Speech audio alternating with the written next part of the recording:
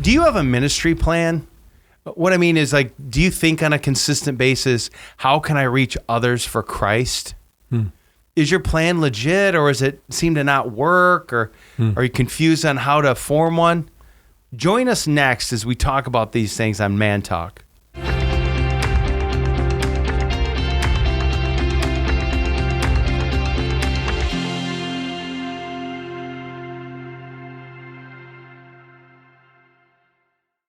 So the other day I watched a reel, and it's like a little short video type thing. Yeah, on Instagram or Facebook, or I forget which one it was. But anyway, I saw this reel, and it was it got me thinking, and it kind of messed with my head a little bit. But before I tell you what he said, okay, how do you come up with like a plan to reach someone for Christ? Like.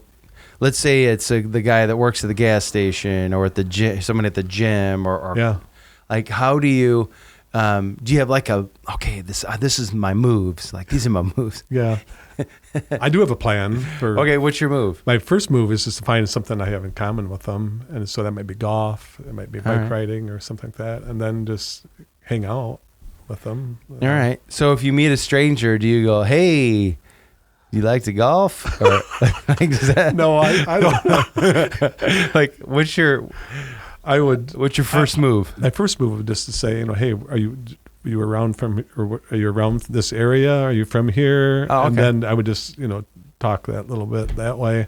And then I would just say, maybe what do you like to do in your spare time type of thing, Okay. And then if he's like, "Hey, I like to golf," you're like, "Hey, would you like to golf sometime?" Yeah. Do you do that, or you're like, "Okay, I put that away," and then I would just say, "Hey, I like to golf too. What's your handicap?" I would just talk. Okay. I wouldn't invite him to a. You golf. Wouldn't go straight to ask him out on a Jesus date. Not yet, probably not yet.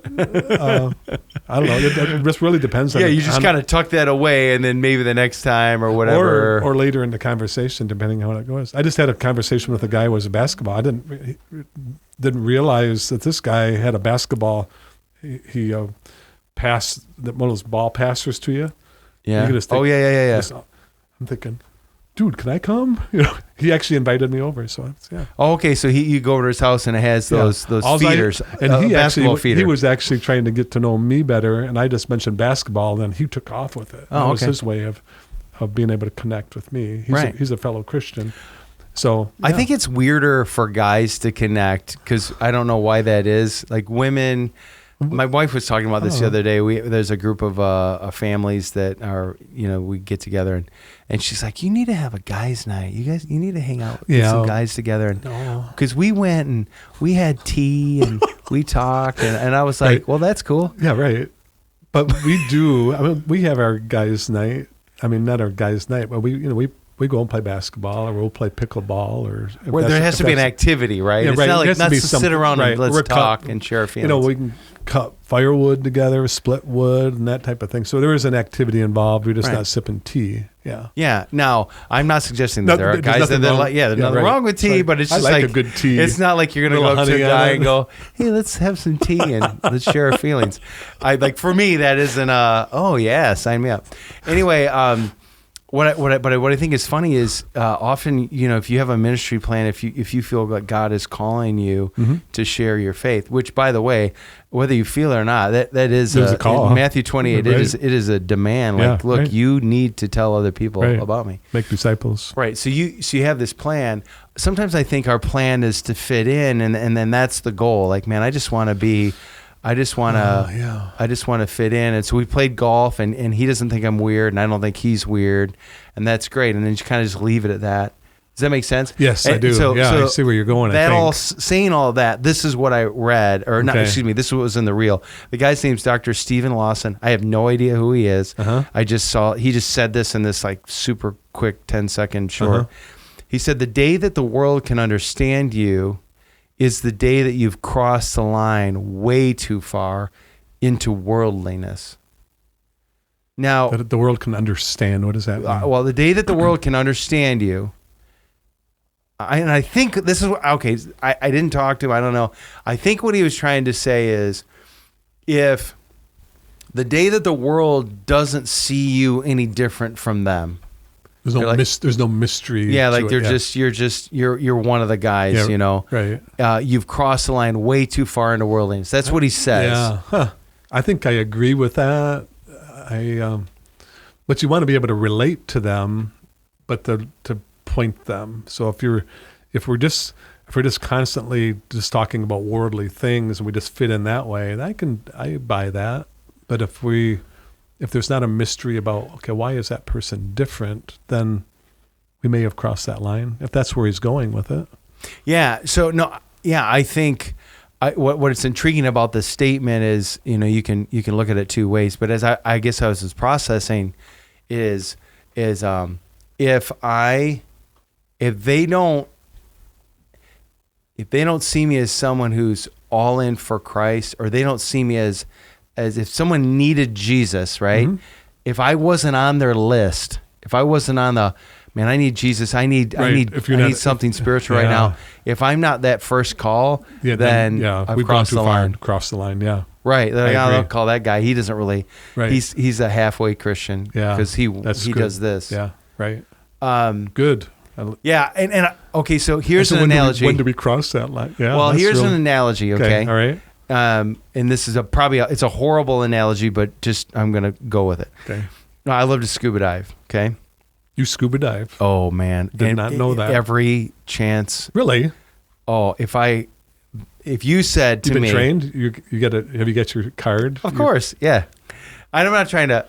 Maybe that's another man talk, but good, yeah. I've scuba dived in the Red Sea. We're connecting here. There you go. We'll share our feelings. I need some tea.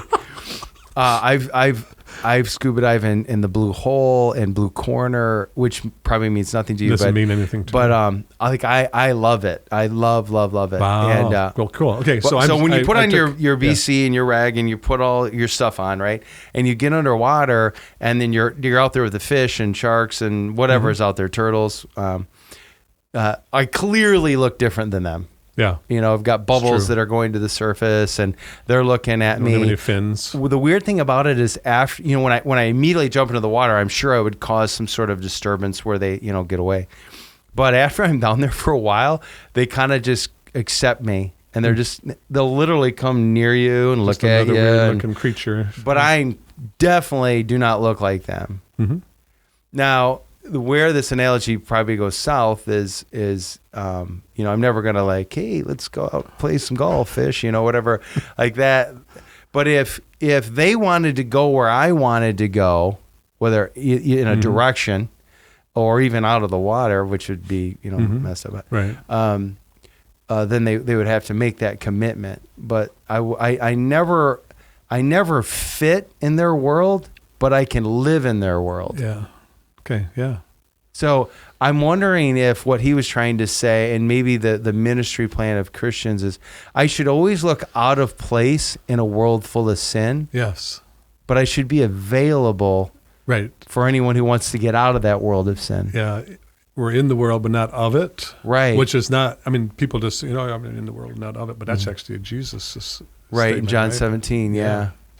Yeah. And I guess that's where I'm trying to be. And let me just tell you this, Craig, being very vulnerable here. I think I fail a lot on that because my ministry plan is to try to fit in, but I leave it there. And so it's not like I did anything, quote unquote, evil. It's just, you didn't take hey, there's a guy that plays golf, to use that analogy. He plays golf. He's a nice guy. I know a lot of nice guys that play golf that might not have faith. So taking that next level. Yeah, I agree. So that's being in the world and of the world. If we're not rightly representing him. Yeah, in the world, but not of the world, right? Exactly. So this is what Jesus said about that. It says, I do not pray that you should take them out of the world, but that you should keep them from the evil one. Well, that's good. They are not of the world, just as I am not of. So there's that key word. They are not of the world, just as I am not of the world. Sanctify them by their truth. Your word is truth. So there's that truth that kind of separates, right? And then as you sent me into the world, I also have sent them into the world. And for their sakes, I sanctify myself that they may be sanctified. So Jesus himself is saying, hey, they're not of the world. I'm not of this world. But you sent me into the world, and I'm sending them into the world. And so there's Yeah, you know what's intriguing about going back to my scuba diving analogy? The moment I decide to shed the things that make me unique, I'll die. Because think about it, if I'm 100 feet under, and I'm like, oh, I want to really connect with this turtle, so I'm going to take off my mask and my tank and yeah, exactly. Yeah, I'm going to die. And so I think that as a Christian, that's your analogy. Bringing it back in, brother. Bringing it back in. Yeah. But I think that the moment I try to shed my uniqueness to try and fit in, was it George Knight that said the moment we lose our uniqueness as a church, we cease having a reason to exist. Right. That's true. Yeah. Right. That's exactly. So good. Well, here's the challenge: is if you don't have a ministry plan, if you don't have, if you're not waking up every day and you're not saying, Lord, bring me someone that I can bring to you, being intentional. Being intentional. Okay. We'll encourage you to have one, but as you're planning, don't be afraid of the uniqueness that Christianity brings to this world. Don't be afraid to be like, well, I won't fit in these scenarios because people will laugh at me because I don't do all of these things. Yeah. But embrace it. Yeah. And even if we don't necessarily, I don't do all the stuff that you do or whatever it might be, but they can still see me from afar or see you from afar, our example, even if we don't have a lot of stuff in common with them. Yeah, because I think there can be variations of you're a really great golfer and I play golf, right? Mm-hmm, right. I scuba dive, the same. Yeah. But you have those things can vary all over the world. Right. But what can't vary is Jesus is Lord. He died to save you. We are ambassadors for Christ. Right. Amen. To speak on his behalf. Yeah. That's our man talk today. That's right. 3 things: love God, love everyone, and duct tape fixes everything. Haven't used enough if it doesn't. That's the truth. Thanks for watching. See Have ya. a great day.